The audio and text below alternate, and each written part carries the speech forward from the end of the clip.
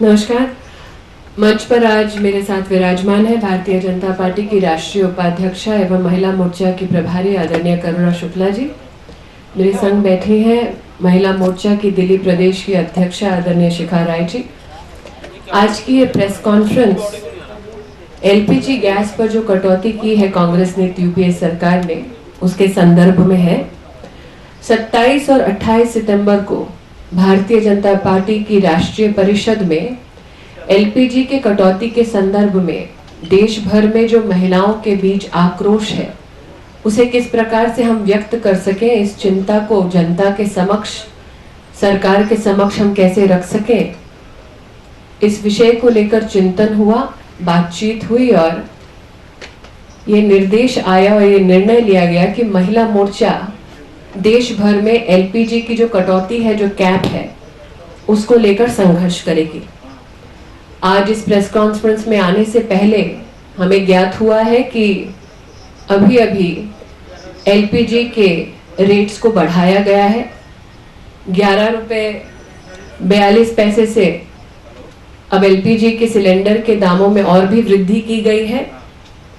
महिला मोर्चा ने निर्णय लिया है कि 12 अक्टूबर को आदरणीय राजमाता सिंधिया जी की जयंती के अवसर पर महिला मोर्चा देश भर में, हर जिले में, हर मंडल में कांग्रेस ने यूपीए सरकार के इस महिला विरोधी नीति के विरोध में प्रदर्शन करेगी।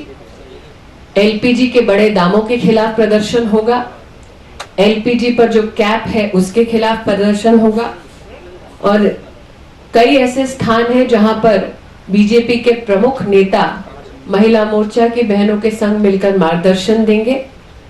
उनमें से कुछ नाम मैं अभी आपके समक्ष रख रही हूं। दिल्ली में महिला मोर्चा की इस आक्रोश रैली में लोकसभा में विपक्ष के नेता आदरणीय सुषमा स्वराज जी, राज्यसभा में विपक्ष के नेता आदरणीय अरुण जेटली जी इस आक्रोश रैली में भाग लेंगे और हम सबको मार्गदर्शन देंगे। हरियाणा रोहतक में आदरणीय राजनाथ सिंह जी हम सबको मार्गदर्शन देंगे और आक्रोश रैली का भाग बनेंगे। जयपुर में पूर्व मुख्यमंत्री आदरणीय वसुंधरा राजे जी हमारा नेतृत्व करेंगी। वेंकैया नायडू जी आक्रोश रैली में हमारा नेतृत्व करेंगे। गोरखपुर में योगी आदित्यनाथ जी, उत्तर प्रदेश में मुख्तार अब्बास नकवी जी, सहारनपुर में संतोष गंगवार जी,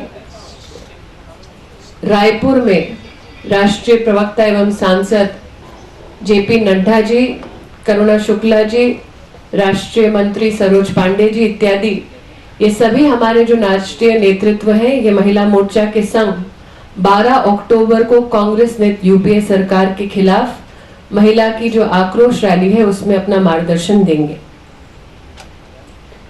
In English now, ladies and gentlemen, seated with me today is the National Vice President and Mahila Morcha Prabhari Srimati Karuna Shukla ji. Also with me is the President of Delhi Mahila Morcha Shikha Rai ji. We are here today to protest against the hike in LPG prices. We have been informed before this press conference that LPG prices have been hiked by 11 rupees 42 paisa. There is also the issue of the National Council which took place on the 27th and the 28th of September of the Bharatiya Janata Party, in which it was decided that the Mahila Morcha wing of the party will protest against this Mahila Virodhi policy of the Congress-led UPA. Hence, on the 12th of October, Rajmata Vijayaraje Scindia's Jayanti, Mahila Morcha will organize protests all over the country, in all districts, in all wards, and in specific places. Some of our national leaders will participate in the protests. Them being in Delhi, we will be led by the leader of opposition in the Lok Sabha, Srimati Sushma Swaraj, the leader of opposition in Rajya Sabha, Shri Arun Jetli. We shall also receive margdarshan of the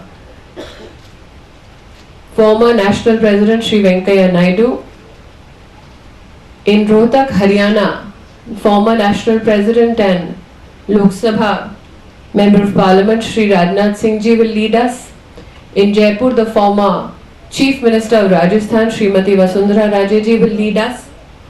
In Raipur, National Spokesperson Jagat Prakash Nadda ji along with Karuna Shukla ji and National Secretary Sharoj Pandey ji will lead us.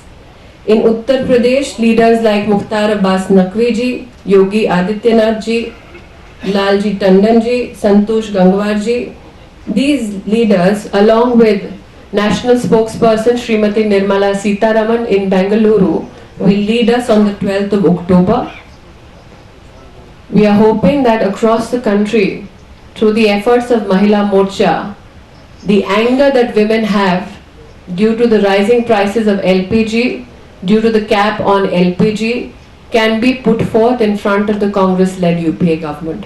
देखिए, जिस देश में 2G घोटाला हो, Commonwealth games का घोटाला हो, कोयला घोटाला हो, उस देश में घोटालों के माध्यम से कांग्रेस और यूपीए के सहायक दलों के जो नेतृत्व ने पैसा गबन किया है, वही पैसा अगर देश में आम इंसान के ऊपर खर्चा किया जाता तो इस प्रकार की बढ़ती महंगाई का जो प्रकोप है वो साधारण महिला को और परिवारों को झेलने की जरूरत नहीं पड़ती।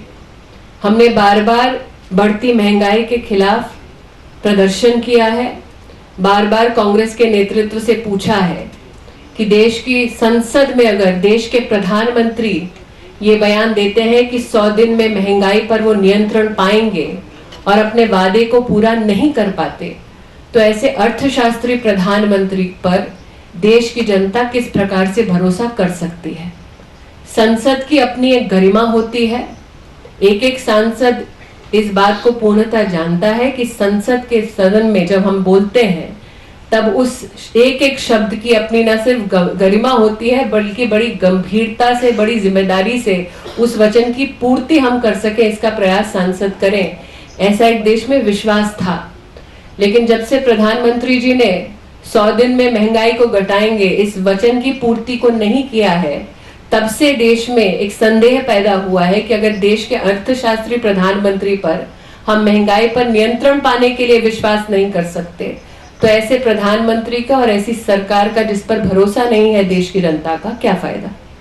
बीजेपी की जब सरकार आएगी 2014 में, आप मुझे कह रहे हैं कि स्पेकुलेट करूं, मैं विश्वास के साथ कह रही हूं कि 2014 में जब बीजेपी की सरकार आएगी तो ये महिला विरोधी जो नीति अपनाई है कांग्रेस लेड यूपीए ने, इसको जरूर खत्म करेगी। देखिए, देश में आज एक ही सोच है कि चिंतन है।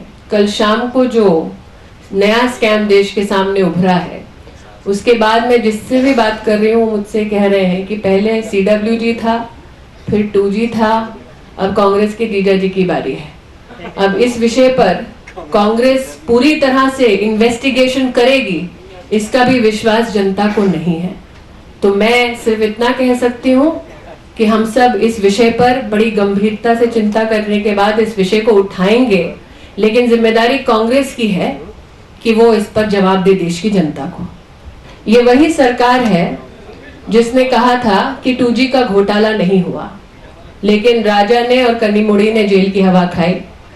ये वही सरकार है जिन्होंने कहा था कि कोयले में कोई घोटाला नहीं हुआ, लेकिन कोयले का घोटाला जनता के सामने, कैग की रिपोर्ट तो छोड़िए, प्रेस के माध्यम से भी सामने आई। तो मुझे लगता है कि कांग्रेस में एक नीति इख्तियार की गई है कि घोटाला चाहे कोई भी हो, आप डिनायबिलिटी का पल्लू पकड़िए और बार बार डिनाई करें, लेकिन ये भी सत्य है कि सच छिपाया नहीं जा सकता और सच अब मीडिया के माध्यम से देश की जनता के सामने आ रहा है। Yes, see there is an expectation that anybody would have in the country that when such a humongous scam is brought to the fore, there will be investigation. But given the Congress's response to such a matter, one cannot say with confidence that a very balanced and a very thorough investigation will take place in the matter that you have put forth. I would say that today in the entire country, I have read many SMSs which have come to me, where there is a a thought process which says that first there was CWG, then there was 2G, and now there is Jijaji. People are laughing about this issue because they are tackling rising prices, they are tackling many economic challenges at the forefront, and they are finding absolutely no solutions which is coming forth from a government which presumably fought the election last time on the plank that they are with the Aam Aadmi. So the Aam Aadmi today is battling rising prices, the Aam Aadmi today is battling economic challenges, and in such circumstances, when scam after scam come forth, I think the Aam Aadmi today is extremely disgusted with the way the Congress-led UPA is functioning.